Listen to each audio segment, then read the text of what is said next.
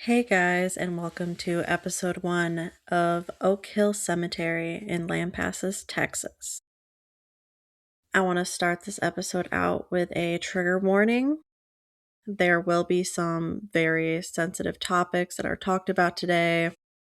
That includes the KKK, slavery, plantations, lynching, and possession. If you feel very sensitive about these topics, I would advise you to come back for another episode. Thank you.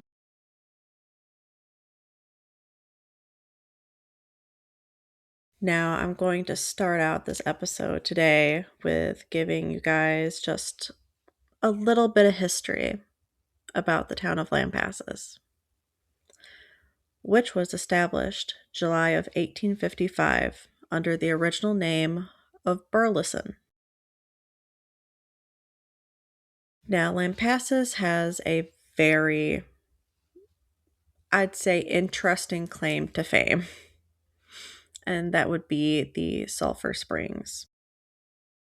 And yes, you can smell it. It does not smell good. Fun fact though, back in 1855, the sulfur springs were originally named Gooch Springs. 1853, Hugh Moses and his wife, who was very sick, came to the springs and she was miraculously cured by the sulfur. And once word got out, people came far and wide for its supposed healing properties. And from there, the town grew. Another fun fact about this town is that in 1925, a Catholic girl boarding academy called St. Dominic's Villa was closed down. And it was closed down due to heat from the KKK. The KKK is something you kind of want to keep in the back of your mind as we continue on throughout this. But I'm not going to dive any further into the history of the town. But if you are into the Wild West and the Native Americans, then I would encourage you to do your own research on the battles the original settlers of Lampasas had with the Comanches. And if you know the Comanches, it got very hostile.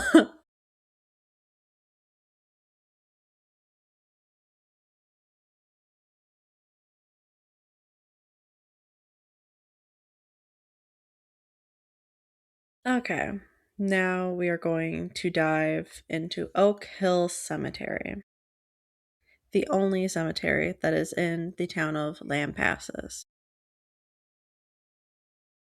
This cemetery was created in 1872 after 10 acres of land were sold to the town by a man named Hartwell Fountain. And buried within this cemetery lies the local pioneers, those involved in the business trade, and veterans of the Texas Revolution and Civil War. But also lies within the walls of the cemetery is a deep, dark secret that they have been trying to erase for decades, and that is slaves.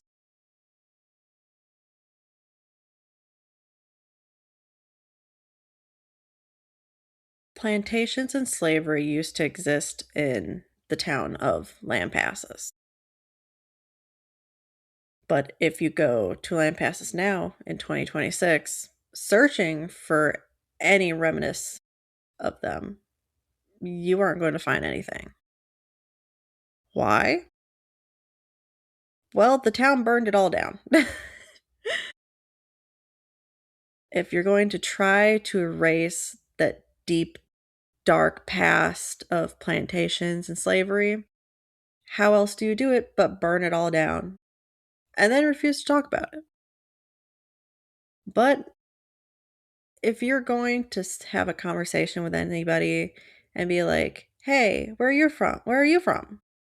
"Oh, I'm from Lampasas." "Oh, that's a sundown town." You're still going to hear it to this day. Lampasas is known as a sundown town. If you go there now, everybody's white. You really aren't going to find any person of color in town.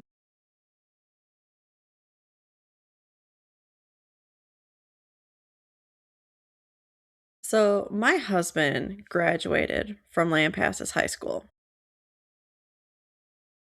And yes, there are some people of color, but they do not live in Lampasas. They live on the outskirts, like Kempner. They aren't going to live in Lampasas itself due to the history. And my husband also worked as a groundskeeper for the Oak Hill Cemetery. So he has experienced many things and was educated by fellow employees about the cemetery itself.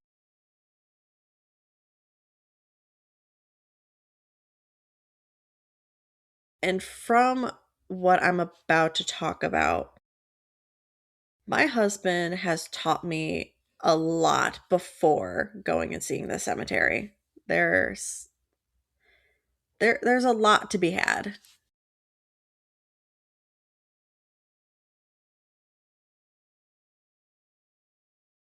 And from my husband, I have learned that the cemetery is segregated.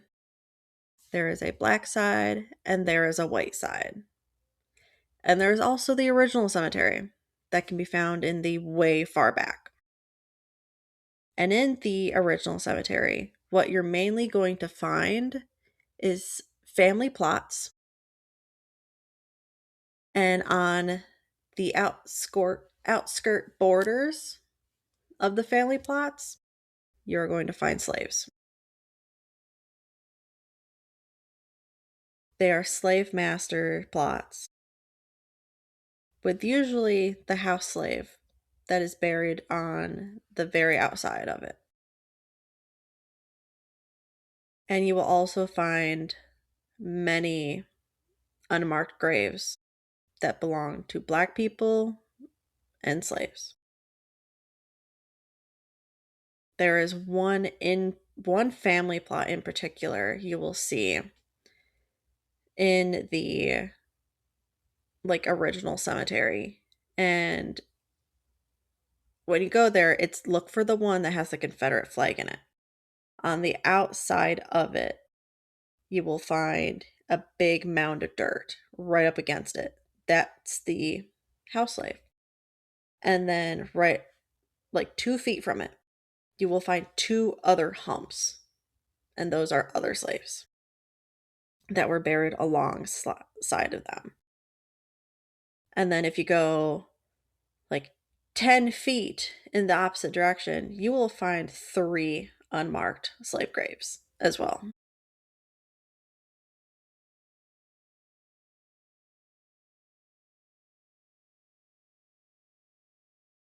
It honestly is really sad walking through the cemetery and to know that you're walking over slaves that never got a headstone, they never got anything to mark them is just incredibly sad.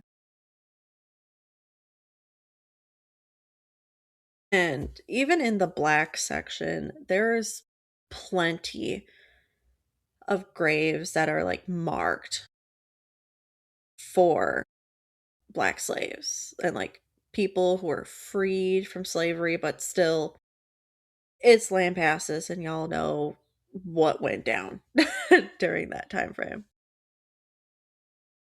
But you will still find a few that they're pretty much unmarked. I'd say they're pretty much unmarked. They have like maybe initials, but that doesn't tell you anything.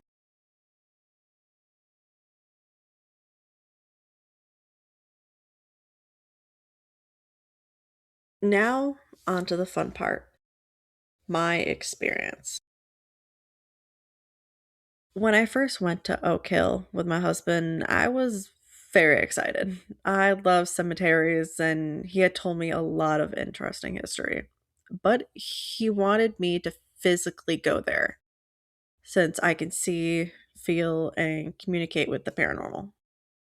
Unlike him, who he can kind of sense it sometimes, but it's not like me in the slightest.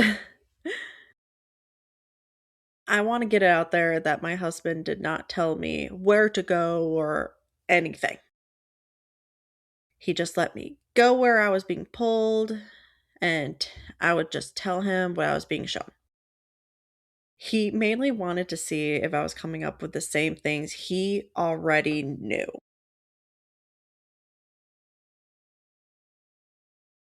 The first place I was pulled towards hit me like a literal just brick wall of pure sadness.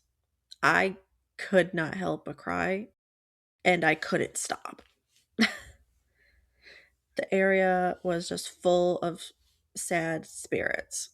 And that's where I came across three unlabeled graves that were list. They were covered in cement, but it was deteriorating. And there was just two little initials on the bottom of each of them.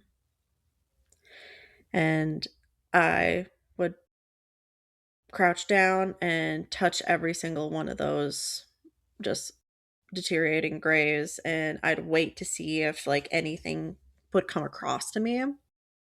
And there was one out of the three. The one in the middle, he was still there. He was a slave. He was just filled with sadness. And it was like they were siblings, but the other two had already moved on. He was still there.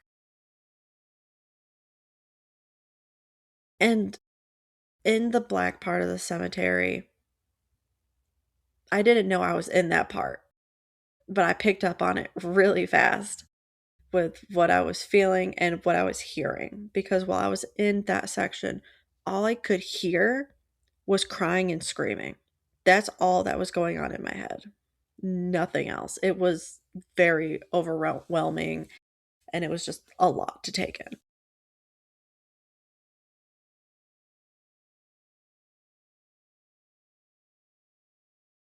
And like, it's sad to say, but there's a good amount of graves within that cemetery that were individuals who were lynched in the town of Lampasas.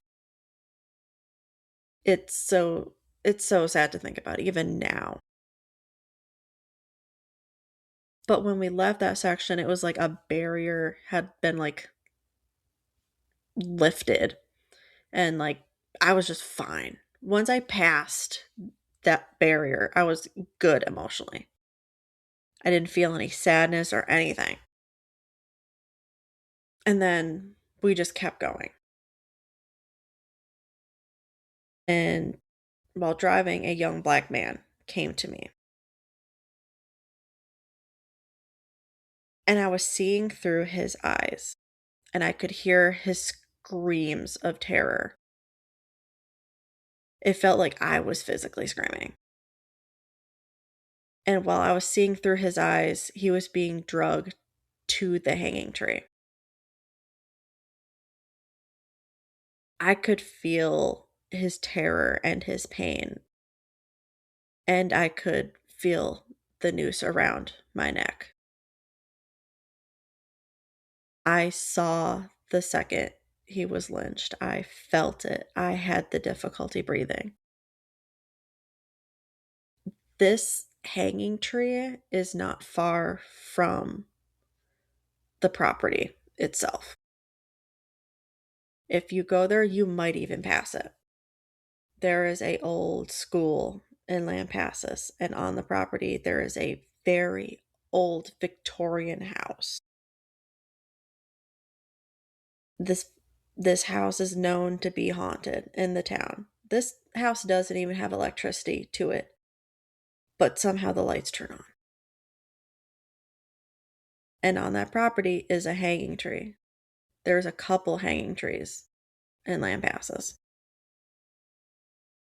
And like, it's not my first time feeling a noose around my neck. It's happened to me before. That's a story for another time. I'll definitely tell you guys the first time it happened.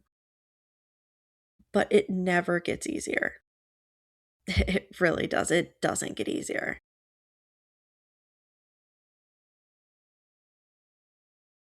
To me, I feel like he wanted his story told. I have the hypothesis that like many slaves came to me to tell me their story because of my husband. Y'all probably don't know this, but my husband is black and I am white. So maybe they saw me as like a safe person. Like, oh, she's with a person of color and she can like communicate with us. Like maybe like we can tell her our story and like she won't get like mad about it. Because we all know how just incredibly hostile and rude white people were back in the day.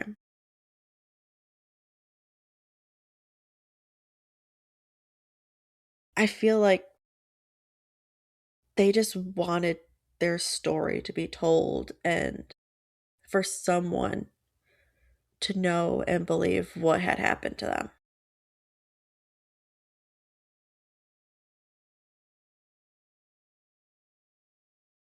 As we continued on, this heart headstone had caught my eye. I went up there, I laid my hand on it, and there was a lot of sadness, but also anger. And it was coming from a father who was stuck there. That headstone I was touching was a headstone in place for both of his children who had died at very young ages. And I just have the feeling that he was angry over losing his children, and sadly, he's going to be stuck there until that anger passes.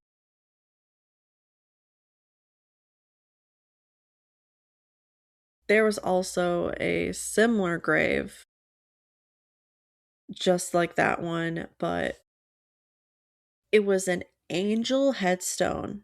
It was humongous and it was on a smaller family plot within the white section. And that one really intrigued me. It was something about that angel. And my husband ended up telling me, like, after the fact, that he always got very bad, evil vibes from that plot when he worked there. And I got out of the car, went up there, started feeling on the different headstones as I do. And only one of them had energy to it. And I stood there with my eyes closed and I watched a grieving mother.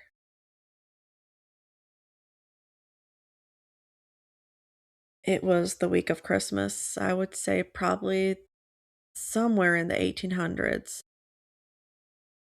It was her husband, her, and a baby boy, maybe like a month old.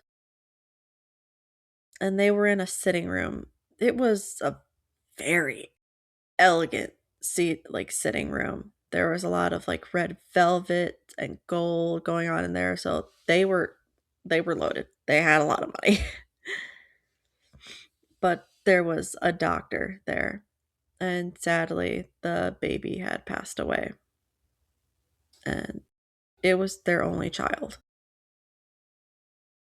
And I saw the mother just break down. She was screaming. The just agony of it all. And just like that father, the mother was there and she's grieving, but she had a lot more rage than that father did. And like, I'm not gonna lie, I cried seeing that. And like right now, recording this, I'm trying not to cry because I'm getting like flashbacks of these things. that happened.